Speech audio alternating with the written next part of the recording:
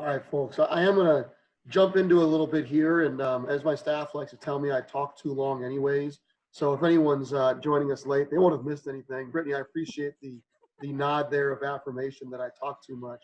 Under normal circumstances, we would be doing this in person with SMU Cox up front of the room, talking to us about what they have going on. But, when the stay-at-home orders and the quarantine, if you will, began, we immediately pivoted to use one of Rich Allen's words. We pivoted towards, finding other ways to accomplish these things. And it's been really exciting to see the growth, to see folks engage in a completely new way. And I'm excited about today's speaker because to me, it represents a lot of the different challenges. It puts into perspective a lot of the challenges that we are currently facing. Those who know the Legends, we pride ourselves on being the Legends family. And, recently, this is a membership group, right? And I know we've got some first timers and some guests joining us as they, heard about these virtual events and wanted to learn about what we were doing. But recently we've had a number of our partners, really humble me because they reached out to me and they said, hey, I want to do X, Y, and Z. And I don't want to go through what they wanted to do because they wanted to do it anonymously, but they had some ideas of things they wanted to do that would help other Legends partners. And I just thought to myself, that's really cool during this time when, a lot of folks are going through some challenges. Certainly the unemployment numbers are different than they've ever been. And there's business challenges and economic challenges that none of us have ever really faced before from a business owner standpoint. And it was really cool to me to see, this family, this group of individuals come together to help folks out. And that's one of the things that I've been really proud of these events because, it's not, while the conversation, the presentation is extremely important and it's motivational. I'm also proud that the folks hearing it are taking some of the lessons and applying them not only to themselves, to the Legends, but to other members of the family. And that's been really, really exciting to see. We're excited to have Stacy with Beautiful Lives Project, who helped coordinate Bryce's visit with us. And the Legends have done a lot of different things with Beautiful Lives Project, particularly in the last 2 years. And, if, when we send out our recap email, we'll send out Stacy's information as well. And if your company, your organization wants to get involved with anything that Beautiful Lives Project is doing, which I'm sure Bryce will speak to as well. Stacy she's tremendous at being a resource to help coordinate those activities and those events. And so certainly I would encourage you guys to reach out to Stacy. Bryce, we all have challenges, but Bryce, it's ironic because as we were in the prep time, 10 minutes ago coming on this Zoom call, I asked Bryce if he'd ever done a Zoom before. And he said, no, it really is irrelevant to me because I can't see anything anyways. So the video portion is it doesn't matter to me. But he agreed to join the Zoom call to give everyone, a visual as well. Bryce is blind. He's completely blind. And he had a dream and a goal to do something that I don't think, I don't know of any blind person who's ever done this, but he wanted to be a sports broadcaster. And frankly, I don't know how he did it. And that's why I'm really interested to learn and hear his story, but he made that happen. And I've heard some of his play-by-play commentary and he's on it. But when we hear of challenges, this is a challenge that Bryce has accepted and adapted to find ways that he can be successful. So I'm very excited to introduce Bryce Weiler, and he's got a hell of a story to tell. So Brittany, actually before I jump off, if you have questions, you can put them in the chat. You can also put them in the Q&A. And lastly, if you have my cell phone number, you're welcome to text them to me, and we'll pick one or two questions and ask them there at the end. And Bryce said there in these past 10 minutes as we were prepping for this or getting all the technology set up, he said, hey, I'll take any question. any question you've ever wanted to ask a blind person, I don't take offense to any of them. Go ahead and shoot it out there. So, Brittany, take it away. And if you've got any questions there for Stacy before she jumps off, feel free. But take it away, and I look forward to hearing Bryce's story.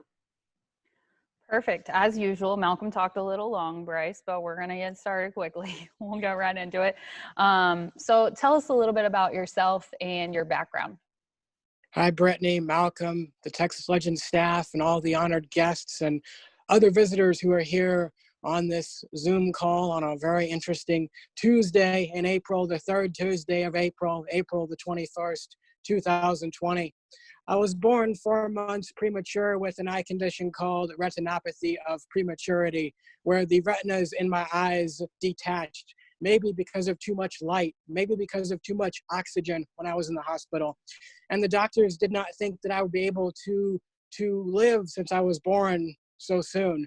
But during my early years, I had many eye surgeries in Detroit, Michigan, St. Louis, Missouri, and places such as that all across the country, where doctors worked to make my eyes become stable and to give me the possibility of having vision in my right eye at some point, if that type of eye surgery or of eye thing can ever be performed at some point. So I attended public school for the first few years of my life up through being a freshman. Then I transitioned to the Indiana School for the Blind from 2006 through 2010. Then I went to school at the University of Evansville, where I studied sports management and sports broadcasting from 2010 through 2014. Then graduate school at Western Illinois in Macomb from 2014 through 2016, where that was a bit more of a challenge for me during graduate school at Western Illinois. Not so much for the classes. The classes were not too terribly hard. My grade point average was a 3.79 in graduate school. But for the fact that the athletic department at Western Illinois did not give me the opportunity to help in auctions or fundraisers or things of that nature that I'd done during my time with Marty Simmons and the Evansville men's basketball team, which Brittany will get to in a few questions down the line. But really, my time at Western Illinois showed me that if you're not given the opportunities that someone says that you should be given, or they don't want to give them to you because they're scared of the things that you've done in your life, or they're scared to let you do something because you can't see, you have to make your own opportunities and you have to overcome those obstacles and those challenges. That's incredible. And Bryce, you have such an incredible story, and we're so thankful for you being on today and being so open to talk about that with us. So you kind of talked a little bit about this, but you were born literally fighting for your life. How do you think that and being born blind shaped your ability to adapt and overcome throughout the years? Since I was born 4 months premature, having the opportunity to be born and to be able to live at all is something that I really value. And being blind, it's never really bothered me because I've always been blind. So now one of my sisters, Kenzie, who's 16, she can drive and she enjoys driving places. She goes and gets us food, or she'll go to the grocery store. She'll take me to the bank so I can put in checks or cash in coins or things like that. But being able to drive, that was something that I knew that I could never really do. I can remember my 16th birthday was at the Indiana School for the Blind. We had Domino's pizza and cake, and they sang me happy birthday, and I went to bed. It wasn't really that big of a deal for me. But as I've gone through my life, I've been able to experience the struggles of people who've became blind or have had another challenge, maybe being in a wheelchair or having autism or things like that happen partway through their life. I was at a blind training program in Chicago 2016 through 2017, October of 2016 through May 18th, 2017. And they didn't have enough instructors there to instruct the people who are blind, to teach them how to read Braille. So they asked me to do it because I've known how to read Braille since I was 5, and I've known all 126 Braille contractions that are short for entire words or part of words. So I started instructing these students who are blind or visually impaired, because one does not have to be totally blind to learn how to read Braille. You don't want to walk into the wrong bathroom. I've done that before. So trying to eradicate that from happening, one should learn how to read Braille. But teaching these individuals how to read Braille wasn't the hardest part.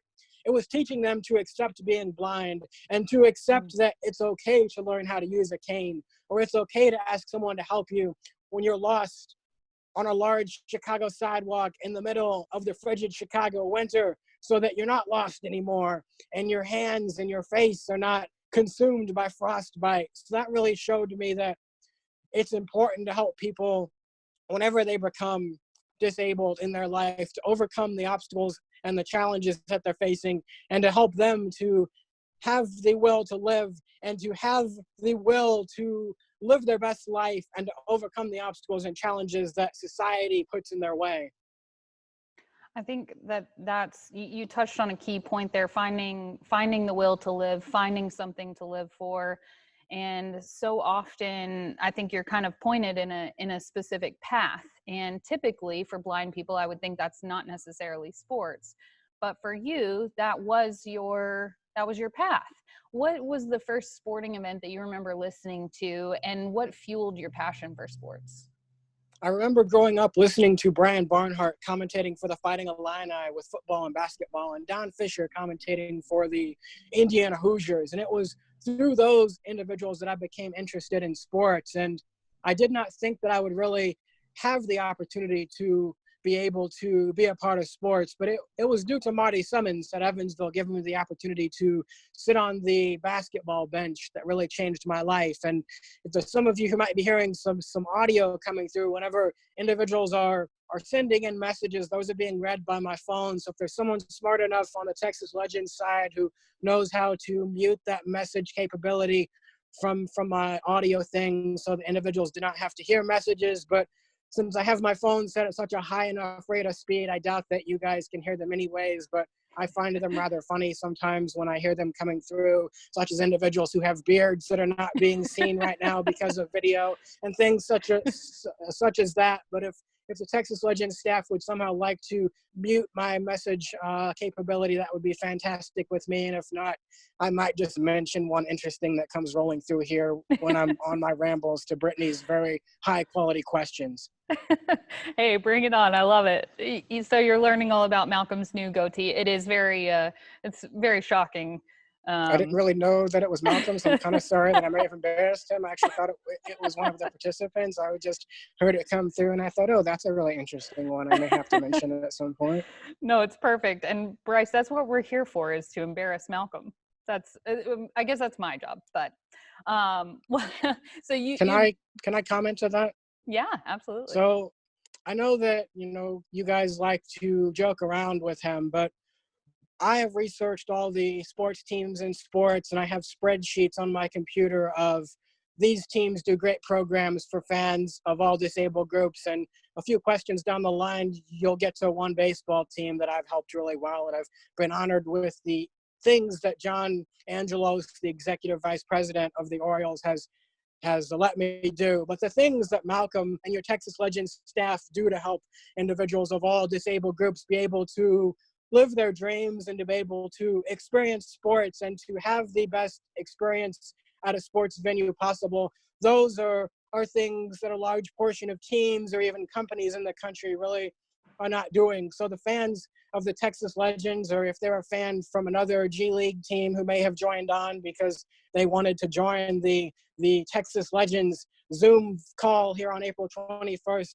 they should all come to a Texas Legends basketball game and experience what your staff does, because your staff really puts on great basketball games, but there's more important things in life than putting on great basketball games. Or, oh no, what if we don't get to finish the season of the G League? Your staff really cares about people, and they don't fake caring about people, because there are teams and groups in sports who fake caring about people, and they make you think like they really care. But when you get to know them as individuals, or you figure out their email format, and I email these certain teams as I do with the work I've done with Baltimore's baseball team, they don't really care. And they're just doing it because they want to act like they're doing it or to put on a show. So ever since our our chapter president in Dallas, the ever outstanding Stacy Apple, with her daughter Reese, her other children, and her husband David, have been doing such great Texas Legends events.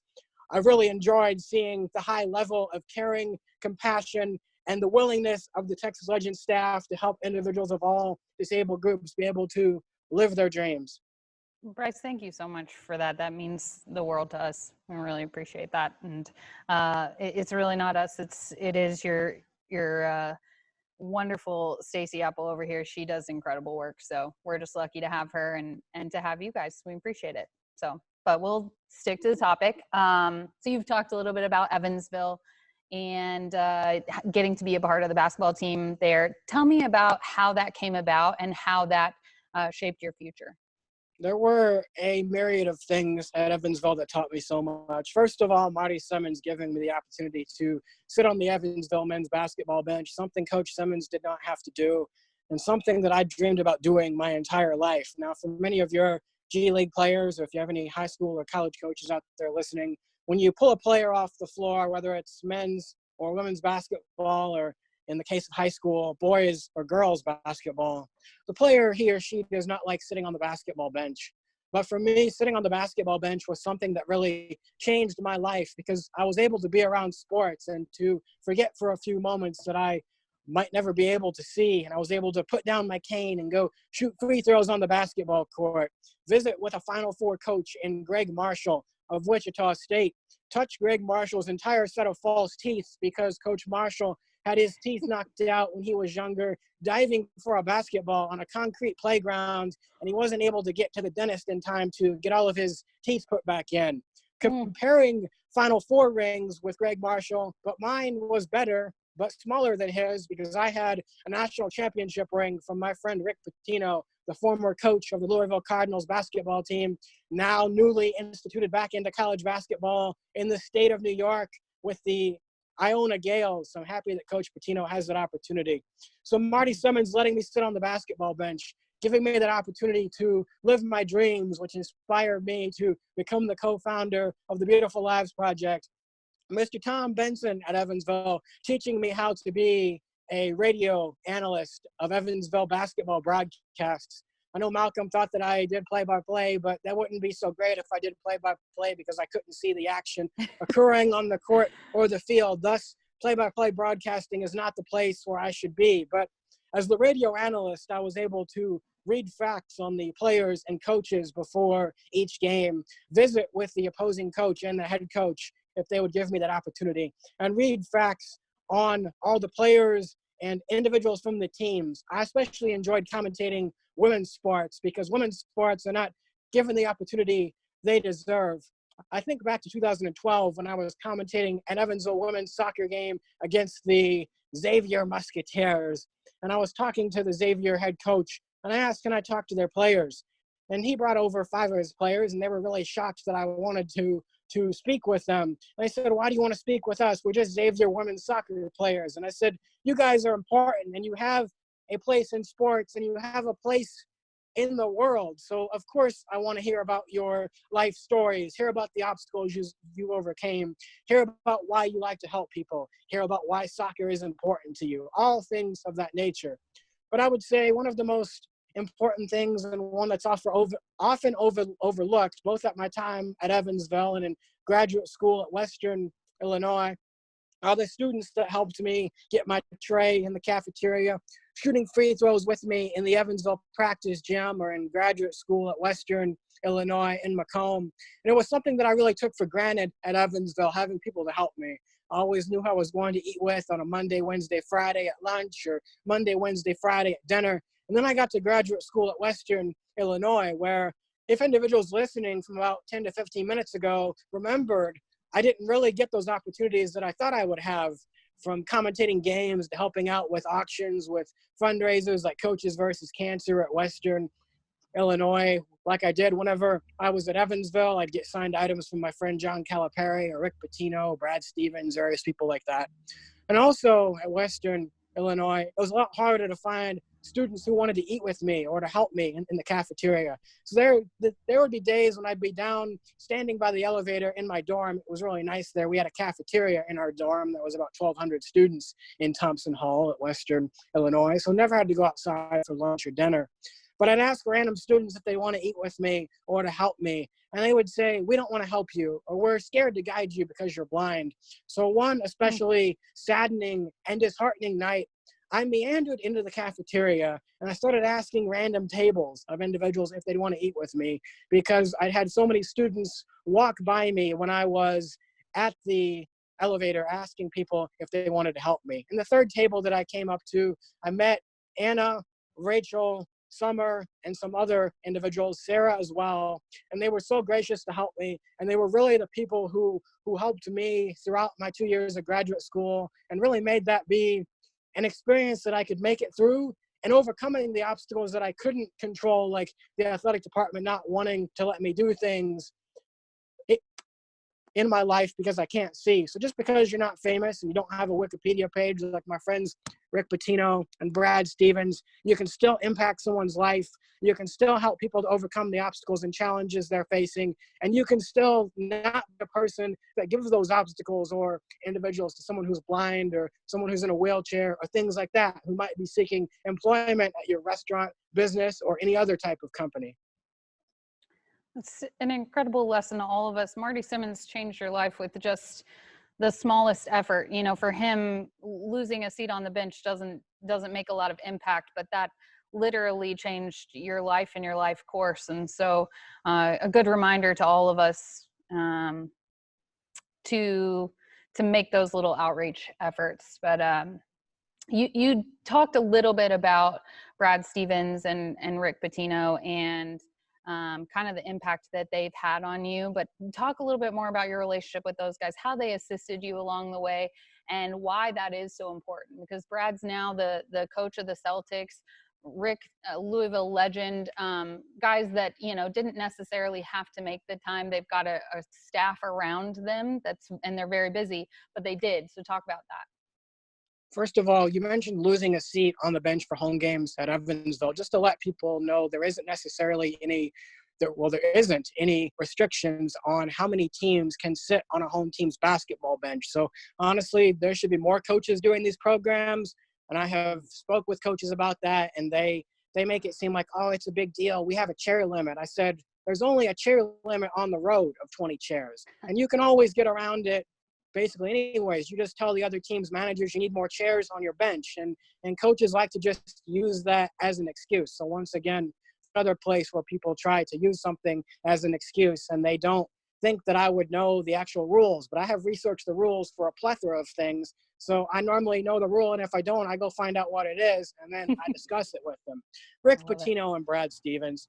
I've known Brad Stevens since November 2009. I've known him for so long that to find information on him when I first became friends with him, you had to type Brad Stevens Butler Bulldogs into Google.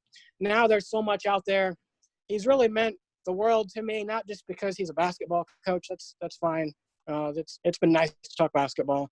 But the things he's helped me do in my life, for example, whenever Butler made it to the Final Fours in 2010 and 2011, 2010, they defeated Kansas State, who's now coached by Bruce Weber.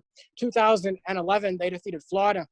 Coach Stevens cut me down a piece of basketball net because he wanted me to be a part of the Butler Final Fours, and he knew that I'd never have that opportunity since I cannot see. So he's really been someone who's impacted my life, been supportive of my nonprofit, helped me find people in sports who want to support my nonprofit. He's tried to help me find athletes throughout professional sports. He's not had very much success with that, so if some of you out there can help with that in pro sports, NBA, NFL, Major League Baseball, Major League Soccer, finding those players who want to support the nonprofit, because sometimes when a front office doesn't listen, when the athletes speak, the athletes are heard. So that's on my friend Brad Stevens, and now Rick Pitino, who I've been friends with since September 2011. From wishing him a happy 59th birthday in the middle of September, to talking basketball with him, going through the struggles of the fans, believing he had things to do with the Louisville scandals of 2014, 2015 area, or 2015 era when he didn't really have as much to do with that as it's been proven now in the media. But he's been someone who's impacted my life. Whenever he defeated his protege, Billy Donovan, to advance to the 2012 Final Four when he defeated Florida. And Billy Donovan was on one of his other Final Four teams, by the way, in 1986-87, the first year of the three-point shot where Coach Pitino got Coach Billy Donovan, who's now the coach of the Oklahoma City Thunder, into a three-point shooting specialist. And that carried Coach Pitino's Providence Friars to the Final Four, and later helped Coach Pitino land one of his dream jobs as the head coach of the New York Knicks, being from that state. That's something he always dreamed of doing. But whenever Louisville went to that Final Four, Coach Pitino knew that Brad Stevens had given me pieces of Final Four net from Butler's Final Fours. And he saw his players cutting down very large swaths of that Final Four net after defeating Florida. So he told Gorgie Jang to go and to cut me a piece of Final Four net. And he gave up his piece of Final Four net so that I could have one. It's upstairs on my dresser here at home, along with my pieces of Final Four net from Butler. And also, whenever Louisville won the national championship, Coach Pitino once again sent Gorgie Jang up the ladder to cut me down a piece of national championship net. And he gave me a national championship ring, which was something I always dreamed about having and something I never thought that I would be able to have since I cannot see. So he's really been so influential to my life, and it's really interesting to find the people in sports who really want to do that, such as Clint Hartle. Clint Hartle used to manage the Pittsburgh Pirates. He has a daughter, Madison, who has special needs, and Mr. Hartle has enjoyed showing Madison some of the videos and audio clips of me commentating as a blind radio analyst, show Madison that you can do anything you set your mind to. And people wondered why Mr. Hartle took the Pittsburgh Pirates job. They thought it was dumb. But what they never knew was that for the care Madison needs, for the challenges she faces in her life, the best hospitals for that are in Pittsburgh. So Mr. Hartle gave up the chance for maybe a better coaching job. And he did what he could to help his daughter have the most successful life possible. And that's really what Brad Stevens has done for me, Rick Pitino's done for me, Stacy Apple with our nonprofit, Anthony Acavone, who is one of our chairmen, and also John of the Orioles as well. That's incredible. And you're a storyteller, Bryce, and you do such a great job of that. And in case people can't tell, I think that some of the anecdotes that you've told are what make you such a good broadcaster. And part of that comes from your study of the game, your study of the players, your study of the coaches. You put a lot of time and energy into every single broadcast. And I've heard you say that that's the case regardless of the sport, regardless of the level of the sport, that every game is important, every athlete is important. Knowing that we're talking to a group of business owners and business leaders where the everyday routine, particularly right now, can seem a little mundane, explain your mindset in going through the details. I don't really think this everyday routine has been very boring at all. I've actually really enjoyed it. I've been setting up radio interviews across the country to inspire people. So I figured out email formats for Intercom, iHeartRadio, Cumulus, Bonneville, which is out west. They have stuff in San Francisco. Alpha Media USA, I did them the other day. There was one more I figured out. I don't remember, but if there's any people who want to help me set up radio interviews, but that would be great. It's all about what you do with your life to help people. For example, I can help individuals of any company set up programs to hire individuals of all disabled groups. Maybe not so much now because hiring really isn't happening, but once they're ready for that. And once they're ready for that, we're going to do it right. We're going to make sure they have a proper budget so they can hire someone who's blind, so they can hire someone who's deaf. We're going to go through the extra rules that people really do not know about. Like if someone comes into an interview who's blind, they're not going to tell you that they're blind. That actually cost me some chances at jobs in the past because I had articles out on the internet and people found out I was blind and then I just disappeared and they didn't want to talk to me anymore. But, helping people to be able to do that and to understand all those things, how to set up a video phone service. So if someone who's deaf comes in for a job, that they can do that just as well as someone who isn't deaf. But setting up things to help people is important. doing whatever you can do to help others and changing what you do so that you're still productive. There's only so much laying in bed one can do. I'm sitting on my bed with the door closed right now because it's the quietest place in my house. And I always like high quality audio when I do these things, whether it's a phone call, and I didn't want my sister's dog barking to necessarily be a bother, or the sound of them making smoothies upstairs, or them hustling across the floor in their bare feet. So, trying to do what you can, making things as great as possible. And just because something's different doesn't mean that you can't really help people. For example, from me setting up radio interviews and giving out my email and phone number to millions of people, I've gained 67 new emails and phone numbers in the past week, upping my contact list to the current number of 1,559. So just doing what you can to help others. And just because something's different doesn't mean you can't make great things out of it. Absolutely. And so talk a little bit about your role with the Orioles. You've talked about kind of what you help them look for as an organization and what you can help others look for, but talk about what you're doing for the Orioles and why that's important. I've been the disability consultant for the Orioles since June of 2016, where 2 months previous to that, I emailed John Angelos, who's the son of the owner, Peter Angelos, and John flew me out to Baltimore. I got to throw out a first pitch to my friend Paul Molitor, who was managing the Minnesota Twins at that point in time before the Orioles' second home game of the season against the Minnesota Twins there in early April. And we've done so many fantastic programs. First of all, starting off, the Orioles said, we don't really know how many fans of all disabled groups we have, so we want to give them free tickets.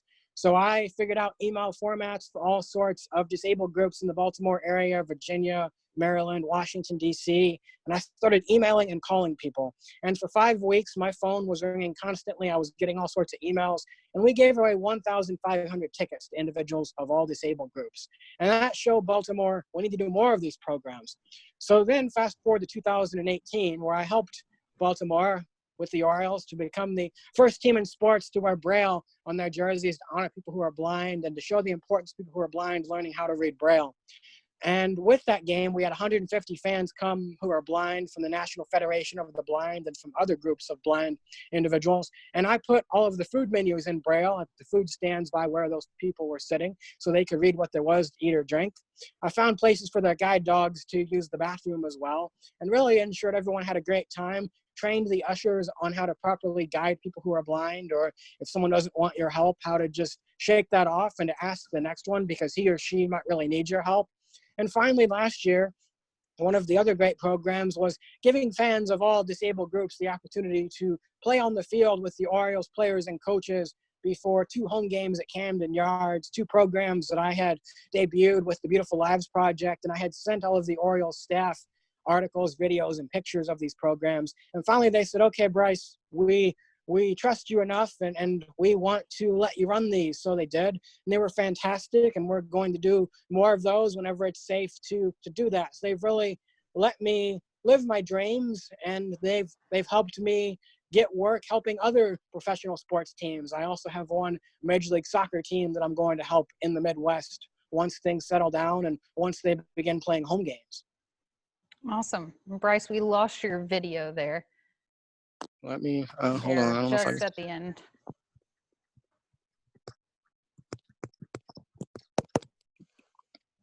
Oh, all right, it's Perfect. back. So Yep. I had set my do not disturb, and for whatever reason, a phone call came through. I don't know why. I'll have to inspect that later.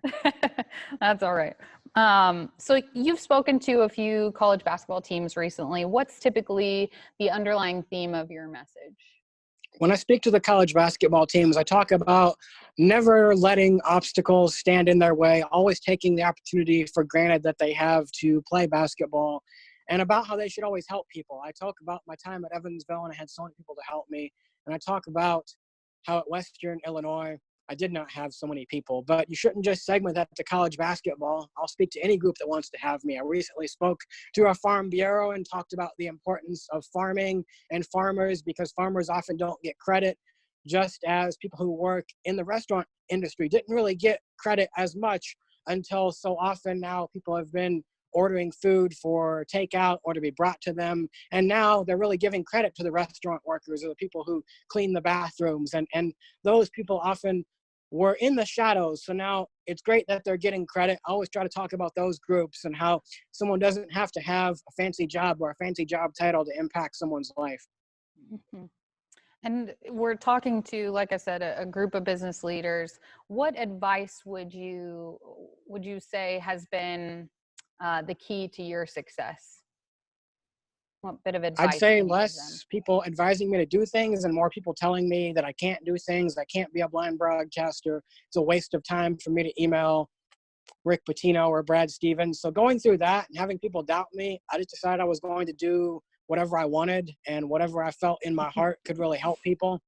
And also just, being able to live my dreams at Evansville with Marty Simmons. I really wanted to be able to give that back to others. So, John Angelos with the Orioles, Anthony Acavone with the Beautiful Lives project, really letting me give the dreams back that I've been able to live. That was so important to me and something that I've really valued having that opportunity, because when I finished up at Evansville and I finished up at graduate school, most of the sports jobs are going to graphics and social media, things that are hard for me to do since I cannot see. But I figured out what I could do to help others and something that many people were not doing. And then I also started trying to help companies hire people of all disabled groups as well. Perfect. And I've listened to some of those interviews that you mentioned. I went back and listened to some of those. It's incredible. But and one of the men brought up something that I think above all is the most admirable quality about you, and that is your character, your optimism, your work ethic. Where did you get those qualities? What can you attribute that to? We lost your video again. I know. I was getting it back. Sorry. No, you're fine. So my work ethic, just to realizing that I was going to have to do things, whether or not people thought that I could, since I cannot see. So just doing whatever I could do. And I mean, ever since I got into college at Evansville in 2010, I started emailing media to set up articles, to talk about the people that helped me, or contacting coaches or broadcasters. I never went to a single party in college. I always have been figuring out email formats or figuring out how I can use my life to help others. So after 9, almost 10 years of doing this upcoming August, it just feels normal to me, and I wouldn't know what else I was doing if I wasn't doing that. And what impact has sports had on you? Why do you think it's important for everyone to have access to sports? It's important for everyone to have access in sports, but I mean, sports is just one category. I mean, whatever someone's dream is, if they dream of doing something in music, if they're disabled, if they dream of performing on a stage, they should be able to live whatever their dream is. So sports was always my dream, but now I'm able to give that dream to others. But also with the Beautiful Lives project, I'm able to give people dreams in all sorts of categories. So I'm not going to sit here and say sports is the best thing, because sports for some people may not be their favorite thing. For some people, that might be cooking. And I just think people should be able to live their dreams in whatever category or thing that might be. Absolutely. It's more of a tool, just a passion. You have talked a little bit about having all of that negativity, having people tell you can't do things, and how that's fueled you. In a time where we're hearing nothing but negativity on the news, where small business owners are surrounded by fears, anxieties, and just the pressure of failure knocking on the door, I think, what bit of advice would you give them to kind of tune that out or use that to fuel them as you have? If you worry about things that you cannot control, then you're never going to be happy. You should always try to stay positive and figure out ways how you can do something to help people. That's why a few weeks ago I started setting up radio interviews to inspire people across the country. And I had one pretty high-level college basketball broadcaster who I'm friends with, who's done some radio before, tell me that I shouldn't set up these radio interviews, because that's not what people need right now. They need information on the things going on around them. But that was only one person who told me it was a bad idea. And he stopped me for 20 minutes and I thought about it. And I'm like, I'm not going to let one person tell me something is a bad idea when I had so many people telling me I shouldn't email professional sports teams to try and become a consultant for them, or things like that. So I think now people can just do whatever it is to help. If they may not have money, calling people, texting people, whatever the case might be, checking in with people who they've not talked to in a while, even if they don't really get along with them or they're not really the best of friends, because people always need an email or a phone call, or all the people who can see, they like video chat and FaceTime and those sorts of things. Absolutely. We've touched a little bit on the Beautiful Lives Project, but really quickly, Malcolm came back on, so we're kind of wrapping up here. Talk to us a little bit about the Beautiful Lives Project mission and how others can get involved in that.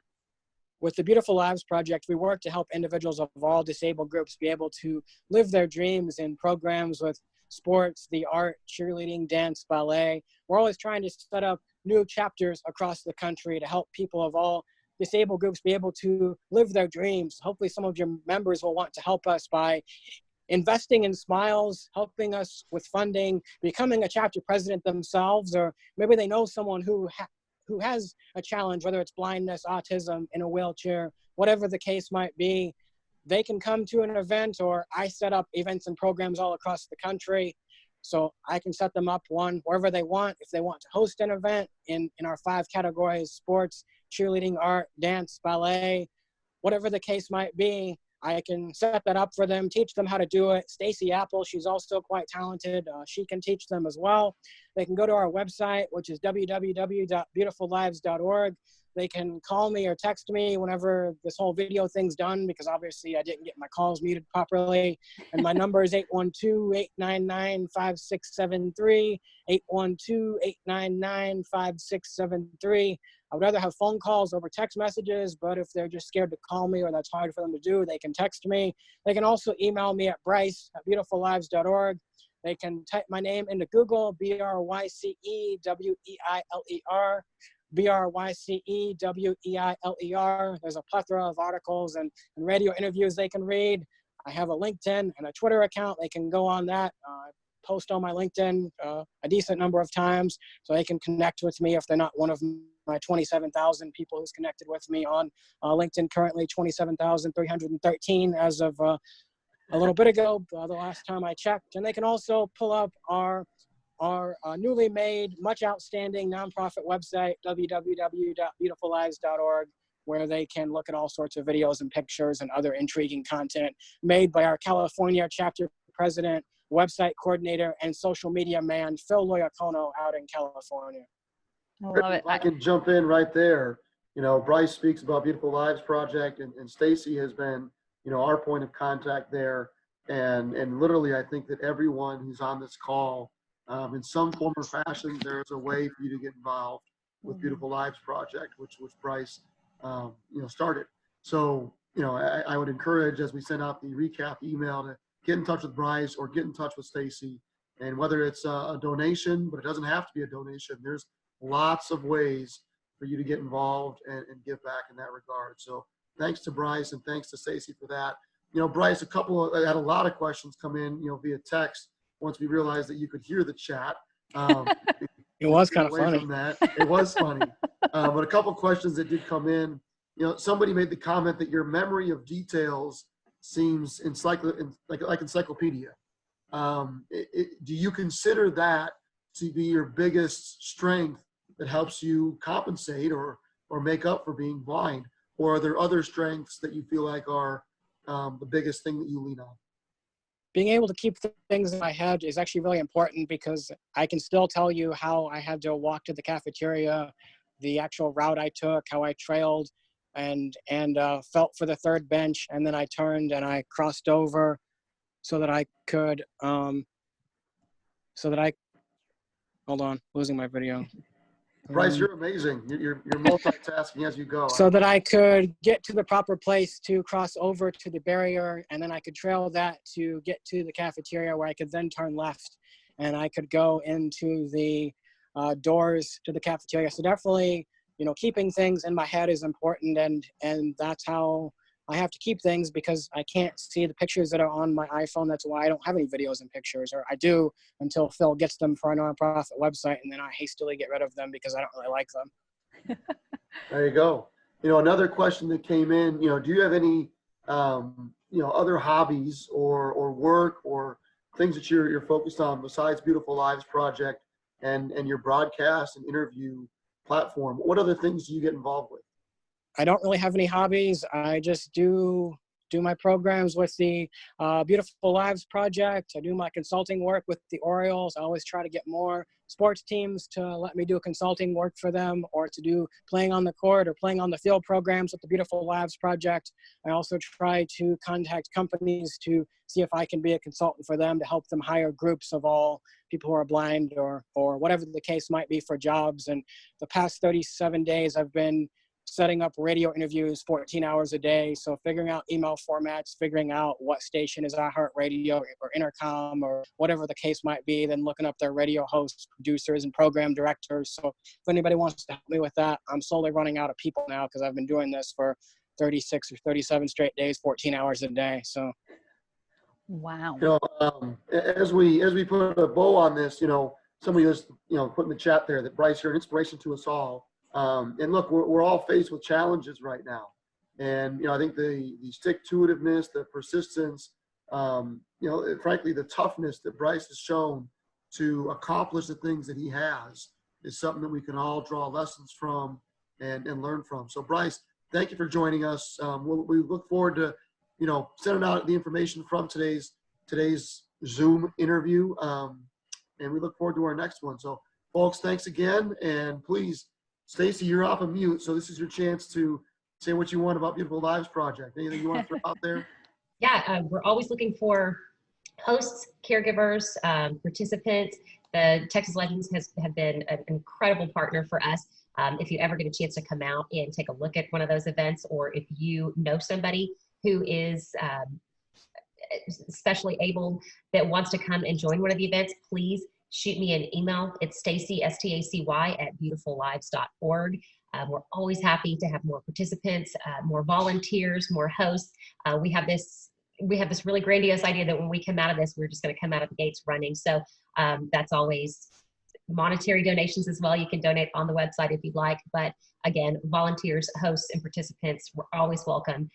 We love this community. We love the Legends. They've been a wonderful partner for us. So we're looking forward to keeping this going. Thank you guys all for being here. Thanks, everyone, for joining us. Thank you, Bryce. Thank you, Stacy. And thank you, Brittany. Everybody be safe. Thanks, guys. Today.